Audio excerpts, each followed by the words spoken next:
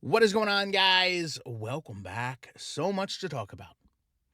Chantal's last three streams have been really, really different. And I don't mean from the perspective of what she's doing online. I mean the way her beezers are reacting and responding. I don't think Chantal has ever had or seen anything like this happen. And it's really going to be telling how she deals with this.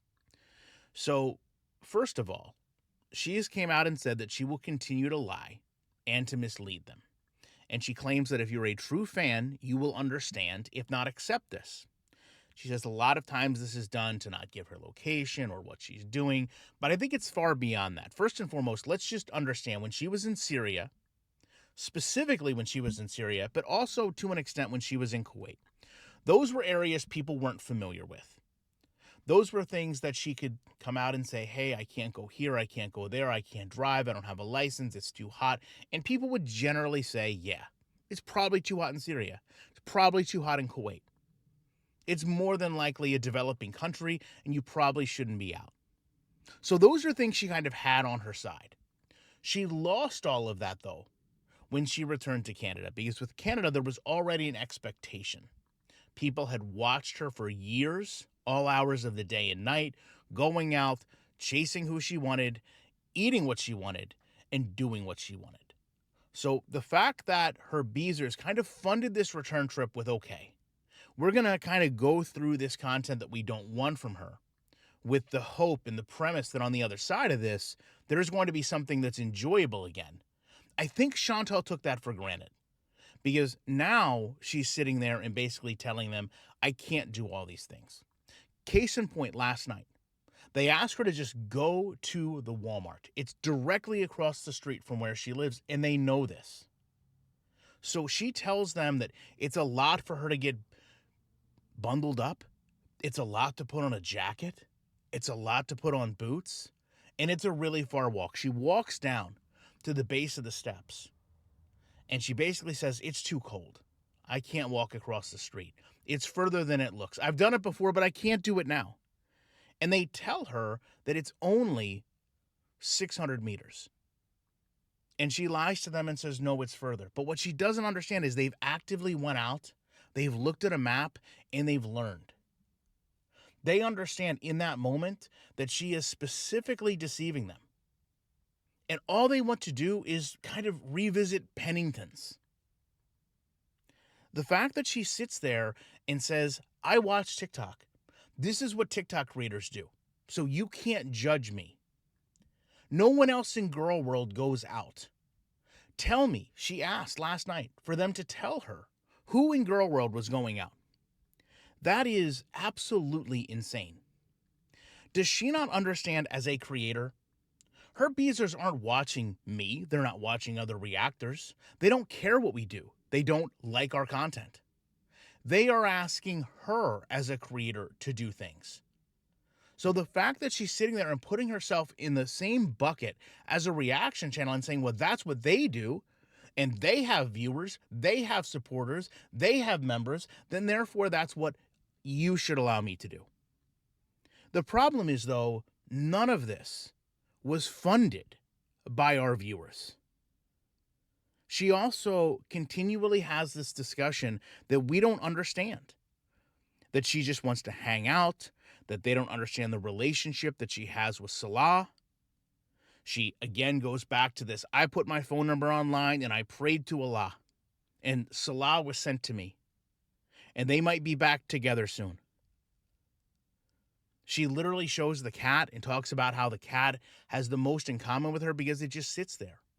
It takes me right back to when she talked about Julia and how Julia would seal with her. Now, in that stream, the original stream, the hopeless romantic evening, they told her, we can barely understand you. And you can fill in the blanks as to why that is or why that was.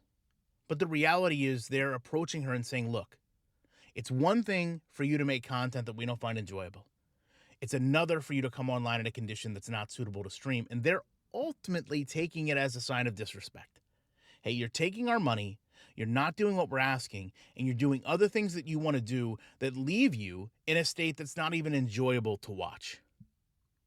Now, she comes online the following day, the afternoon, to start her day, the crack of noon. She tries to say that she's not living for outside validation, that we don't understand what she was going through when she first arrived. And again, just as they had the night before, the chat is sitting there and telling her, look, we are tired of hearing you sit and eat, sit and talk. The plans to get a car. How do you plan to get a car and pay off your debts? And she said she doesn't know. She just has to try to make money. But then tells them, hey, I can't leave the apartment. I don't have enough. It's a pendulum that doesn't swing. On one side, it's her saying, hey, I have to go make money. I have to create content. I have to do things. But then on the very same side, it's I can't go out because I don't have money. You know, Chantal, if you would have followed through on what these community members that you have built for you, handed you, funded you, you wouldn't have to worry about all of this. And I understand that you're trying to position it as that I'm just trying to focus and get established. But she's ultimately said, hey, I'm not going to argue with you anymore. If you're here to support me, then leave if you don't like sitting here and having me talk. That the pressure to go out to the store, it's not a big deal. Because, you know, again, other people do it.